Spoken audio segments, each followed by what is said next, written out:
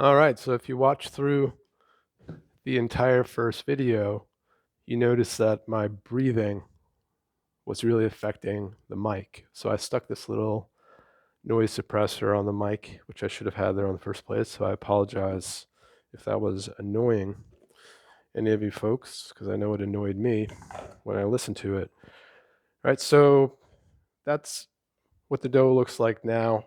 I've got a little bit of water here, so I'm just going to do the stretch and fold first time, which is usually kind of a mess because the gluten hasn't really developed fully yet. So all you're gonna do is, I like to use the water, otherwise it's too sticky.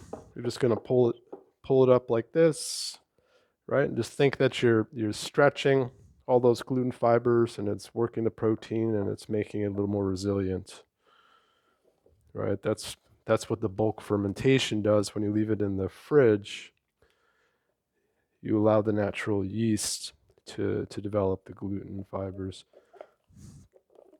Right, so we're just going to do the other side.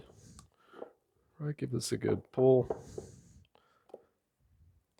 And we'll do another one. Right, so you hit all four edges as you stretch this. Stretch and fold.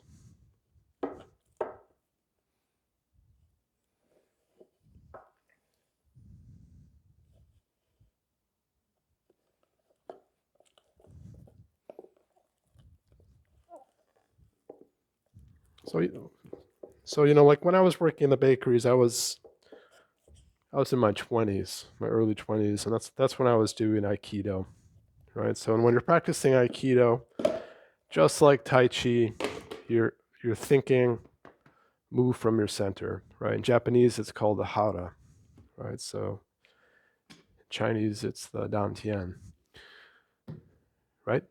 In English, center of gravity, right? So it's just this idea that you can move from the middle, right? Move from the middle, move from the middle. Put the mental attention here as you move. This becomes like your second brain, right? So working that dough, I move from the middle, right? I move from the middle like that, right? The rotation. You don't really see as much of that in traditional Aikido. Things tend to move a little more through the hips, and the turning just occurs with the torso being very stable, right? So as you do a throw like that. But if you start to think about that rotating ball, you can really start to get that action to connect through the whole body until ultimately you feel your legs connect with your back and connect with your hands, right? So if you're washing the dishes, right, you can just be playing with this, right? I know when I was a kid, 6, 7 years old, my mom would always comment that I would spend about 2 hours washing the dishes, right? So I was just playing with the bubbles, right? So, and the idea here is that play helps you learn, right? So if you can play at whatever you like to do, at doing things differently, you'll pick up so many nuances of how you could be doing something, right? So a few of the nuances that I covered today in the first video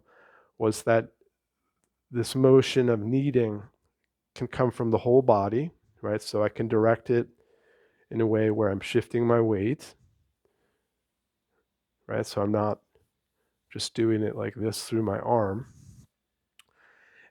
And then I added this idea of oppositional movement, right? So I move my body in the opposite direction first to get my hand to move, right? And that starts to really connect my arm more efficiently to my body. So if I'm doing a throw in Aikido, I don't want to just everything go forward. I want there to be a feeling that there's a little something backwards, right? So it's an equal and opposite motion, right? So that's what the yin and the yang is all about, right? So it's like 50% of my efforts backwards, 50% forward, and that's balanced, right? So if I just go like this, it works, but it's not going to be as refined as if I first start to feel that there's this equal and opposite, and then I go, right? Because that connects my body as a whole system. As I go through these motions, I could also start to focus on the spine, right? So one of the things that would indicate good organization with the movement is that your spine lengthens, right? So it's like I'm pushing and I get longer, right? So I'm pulling and I get longer. So you don't want to push and get like that, right? Because that's just unnecessary tension, right? So here, as you know, I start to go into this rotational pattern, I can still be thinking I get longer every time I shift weight, right? I get a little longer in my spine, right? That way I know that I'm keeping my joints open, right? And if my joints are open, I know that I can transfer energy through my body more efficiently, right? Or you could just say the chi can flow, right? As soon as I close my joints, things get locked up. Chi can't flow. I start to segment in the way that I do things, and I hurt my joints, and I'm not as effective, right? So we had the basic movement again, just to review the three basic ideas. Move from the center, do, do, do. Then there was oppositional movement here.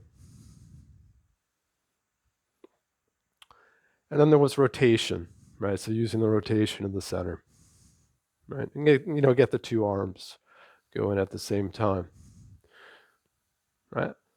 All the while understanding and appreciating the Tai Chi frame, right? So whether you're in the tree posture or you're in the Wuji posture, washing the dishes, chopping vegetables, cooking, you don't want to be doing this kind of crap, right? Because all this kind of standing up straight just restricts your breathing and it screws up everything, right? So you want to be relaxed, arms in a nice position, right? Throat's relaxed, diaphragm's relaxed, pelvic floor is relaxed, and then I feel I can breathe all the way through, and then I'm ready, right? So that's the idea, right? So hopefully the bread will come out.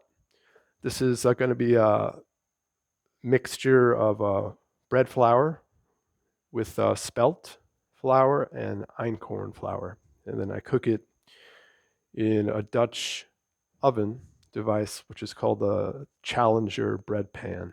Weighs about 24 pounds, right? So super hot oven, 500 degrees. That's what gives you the nice crust. Thanks, you guys.